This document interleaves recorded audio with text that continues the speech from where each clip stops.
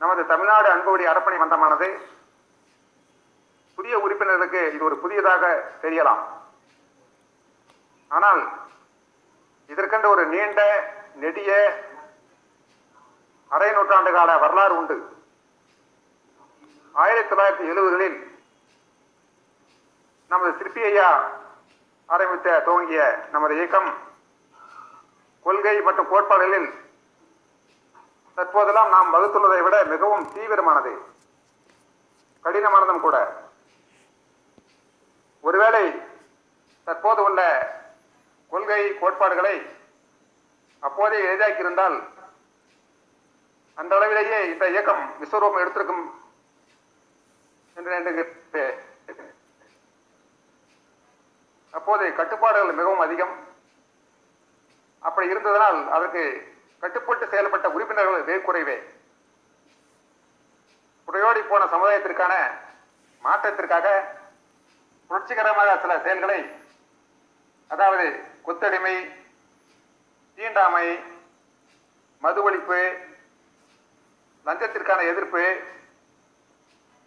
Dignity of labour, உழைப்பின் மாட்சிமை, அனைவருக்கும் தரமான கல்வி என்று அதற்கான செயல்பாடுகளில் நாங்கள் காட்டிய தீவிரமும் புரட்சியும் மிகவும் அதிகம்.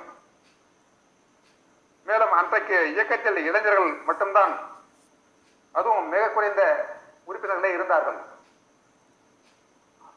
ஆனால் இன்றைக்கு அமைப்பானது நிறைய அறிவுஜீவிகளையும் அனுபவசாலிகளையும் கொண்டுள்ளது. மேலும் மாநில முழுமைக்கும் பரவியுள்ளது. இவையெல்லாம் இயக்கத்திற்கு இன்றைய சூழ்நிலையில் நிறைய பிளஸ் பாயிண்ட் என்றுதான் சொல்ல வேண்டும். மேலும்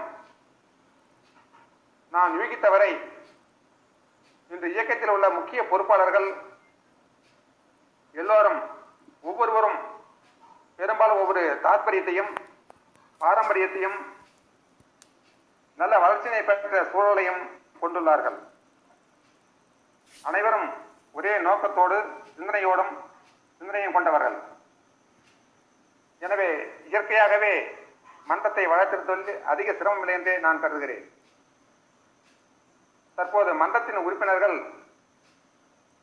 நமக்கு குறைவாக தெரிந்தாலும் மன்றத்தின் அனுதாபிகள் அதிகம் உள்ளனர்.